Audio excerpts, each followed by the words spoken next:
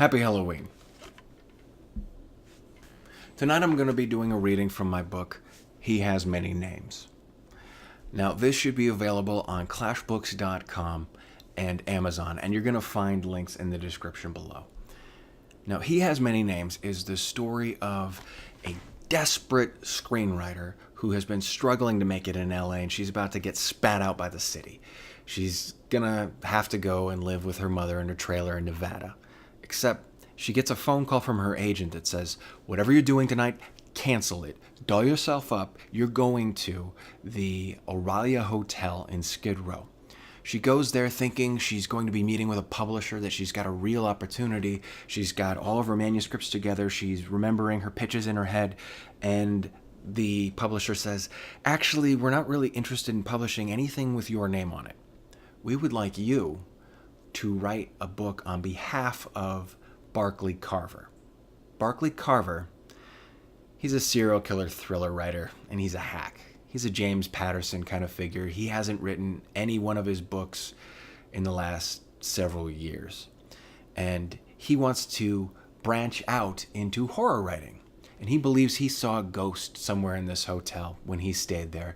So, as an experiment, he wants to put Noelle up in one of these rooms, and he's offering an advance so long as she can finish a novel in 1 month without ever leaving the hotel.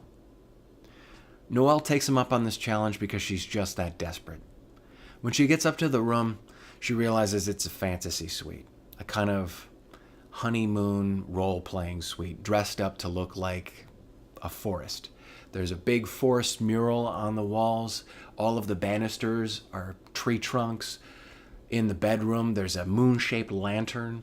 The bathroom is dressed up to look like a cave with styrofoam stalactites. And she thinks it's charming in its way. There's even a sex swing in the shape of vines. So our hero, she's into this. But something happens on the first night that she's there. And I'm going to read that right here.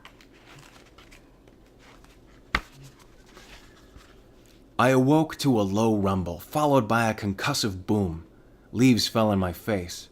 This time I didn't panic. Growing up on a fault line, I'd gotten used to Richter scale wake-up calls. My earliest memory was of my mother catching plates, snatching me up and dragging me beneath the doorframe. I took a deep breath and mentally prepared myself to roll out of bed and crawl for the closet. I tried to sit up, but I was pinned down. I expected to feel the weight of one of those prop branches on my chest. Instead, I felt nothing below my collar. The source of the rumbling shifted in my mind from the earth quaking to thunder clapping. There was a flash. My eyes opened to thick droplets of rain bursting on my forehead. I was lying in the middle of an old-growth forest, soaking in a stew of wood chips and twigs. Floodwater splashed against my thighs and puddled around the trees I'd recognized from an old National Geographic foldout. I'd read they grew taller than the Statue of Liberty and thick enough to drive trucks through.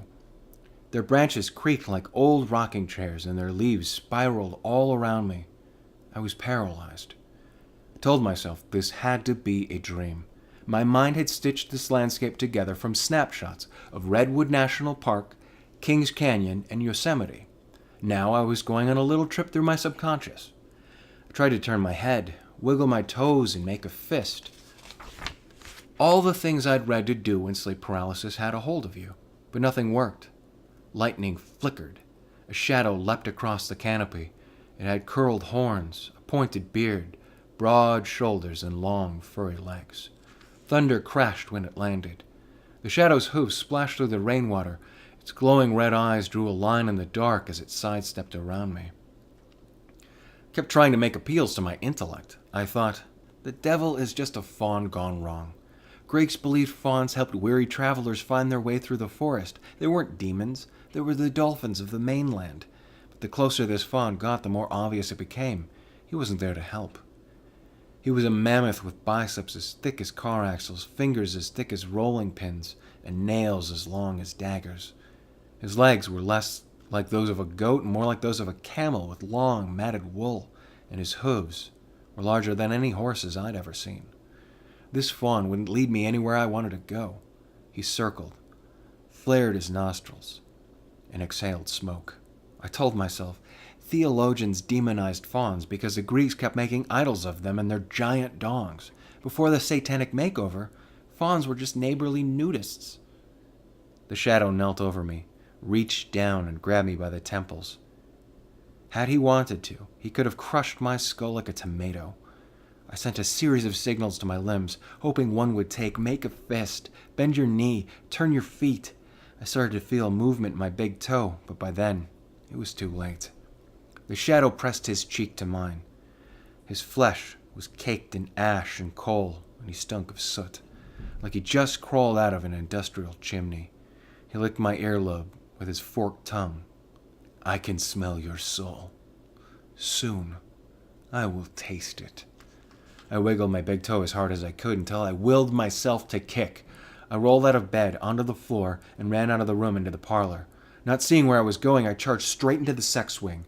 I swung forward and fell back on the floor. There were no demons behind me, no trees or falling leaves, only a strange and lonely room.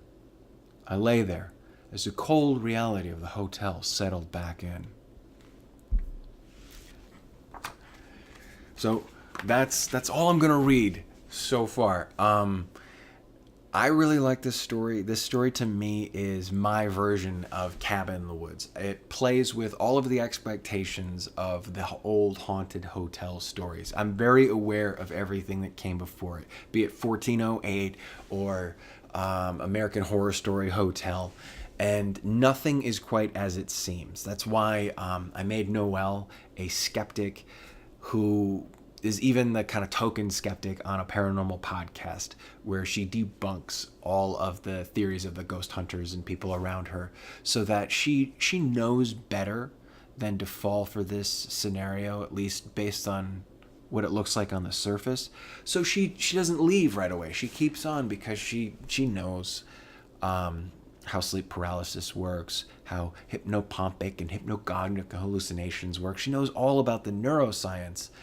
And it kind of leads her towards this damnation. Obviously, there's more to it than that. And I can't wait to read more from this in the coming weeks and months. I hope you enjoyed that little sneak peek. And there should be links to order. I was going to say pre-order, but it should be out by now. There should be links in the description. All right. Have a great evening. That's probably a bad note to end this on, considering that it's horror. See you in hell.